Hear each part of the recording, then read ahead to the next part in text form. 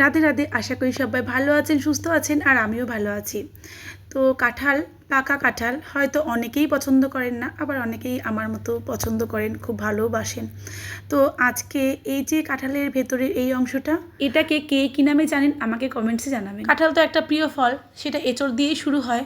তো কাঁঠালের আটিও যেরকম পছন্দ, কাঁঠাল পছন্দ, তো কাঁঠালের এই অংশটা কেন বাদ যাবে? এটা দিয়েও কিন্তু দারুণ স্বাদের একটা রেসিপি তৈরি করা যায়। এখানে আমি ছোট ছোট করে বানিয়ে নিয়েছি।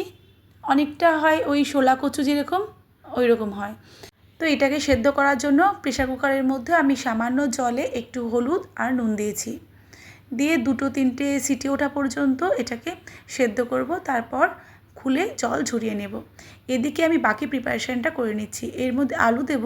তো আমি এখানে 3টে মিডিয়াম সাইজের আলু নিয়েছি, খোসা ছাড়িয়ে ছোট ছোট করে বানিয়ে নিয়েছি। এর মধ্যে দেব আমি টমেটো। তো এখানে একটা টমেটো আমি মিডিয়াম সাইজের সেটাকে বানিয়ে নিয়েছি। এর মধ্যে 3টে কাঁচা লঙ্কা দেবো, কাঁচা লঙ্কাগুলোকেও চিড়ে নিয়েছি। আর ওদিকে কিন্তু ততক্ষণে কাঁঠালটাও সেদ্ধ হয়ে গেছিলো, আমি জল ঝরিয়ে নিয়েছি। এটা দেখুন সুন্দর সেদ্ধ হয়েছে।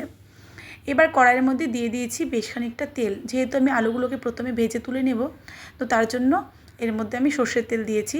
রান্নাটা কিন্তু সাদা তেলেও হয়, আপনারা চাইলে আমার মতো সর্ষের তেলেও করতে পারেন। তো যাই হোক, নুন হলুদ দিয়ে ছোটো ছোটো করে বানিয়ে রাখা আলুগুলোকে একটু নরম করে ভেজে তুলে নেব। তো আলুগুলো ভাজা হয়ে গেছে, মানে নরম হয়ে গেছে। এবার এগুলোকে তুলে নেব। আর ওই কড়াইয়ের মধ্যে তেল ছিল, তেলের মধ্যে ফোড়ন দিয়েছি 1 ইঞ্চি দারচিনি, একটা তেজপাতা, একটা শুকনো লঙ্কা, আর দিয়েছি হাফ টিস্পুন জিরে, গোটা জিরে। তো ফোড়নটা ভাজা হয়ে গেলে এর সাথে অ্যাড করেছি কাঁচা লঙ্কা। আমি এখানে 3টে কাঁচা লঙ্কা দিয়েছি। তো কাঁচা লঙ্কার মশলাগুলোকে একটু ভাজা করে নিয়ে এর মধ্যে দিয়ে দিয়েছি ছোটো ছোটো করে বানিয়ে রাখা টমেটো। টমেটোগুলোকেও মশলার সাথে ভালো করে ভেজে নিয়েছি। আর এর মধ্যে দিয়ে দিয়েছিলাম স্বাদ মতো নুন, আর দিয়েছি কালারের জন্য হলুদ।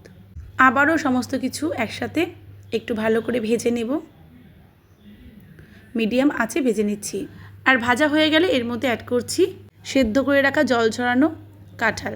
আবারও মশলার সঙ্গে খুব ভালো করে ভেজে নেব। আর এই রান্নাটা কিন্তু একটু ঢাকা দিয়ে ভাজা ভাজা করতে করতেই রান্নাটা করতে হবে, তাহলেই এই কাঁঠালের যেহেতু এটা শক্ত অংশ, এর মধ্যে মশলাটা ভেতরে যেতে একটু সময় লাগে। তো এর জন্যই এটাকে একটু সময় নিয়ে এরকমভাবে রান্নাটা করে নিতে হবে। তো মশলার সঙ্গে কাঁঠালটাকে খুব ভালো করে ভাজা হয়ে গেলে এর মধ্যে দিয়ে দিয়েছি আগে থেকে যে আলুটাকে ভেজে রেখেছিলাম সেই আলুটা। তো এবার সমস্ত কিছু খুব ভালো করে আবারও ঢাকা দিয়ে দিয়ে রান্না করব। আমি প্রথম এই রান্নাটা প্রসাদ পেয়েছিলাম রাধাকুণ্ডে, আমার এক গুরু বোন। তো ওই দিদির হাতেরই রান্না করা প্রসাদ পেয়েছিলাম, এতটা ভালো লেগেছিল। আমি প্রথমে প্রসাদ পেয়ে বুঝতেই পারিনি এটা আমি কী দিয়ে প্রসাদ পেলাম, তারপরে উনি বলার পরে বুঝতে পেরেছিলাম। তো যাই হোক, আমি এর মধ্যে অ্যাড করেছি চিড়ের গুঁড়ো, আর দিয়েছি নুন চিনির ব্যালেন্সের জন্য একটুখানি গুড়। এবার এর মধ্যে দিয়ে দিচ্ছি 1 টেবিল চামচ ঘি। রান্নাটা কিন্তু হয়ে গেছে। এর মধ্যে জল দিইনি, আমি ঢাকা দিয়ে একটু শুকনো শুকনো করেই রান্নাটা করেছি। আপনারা চাইলে একটু জল দিয়ে ভেজা ভেজাও করতে পারেন, বাট এটা একটু ভাজা ভাজা এরকমটাই বেশি ভালো লাগে।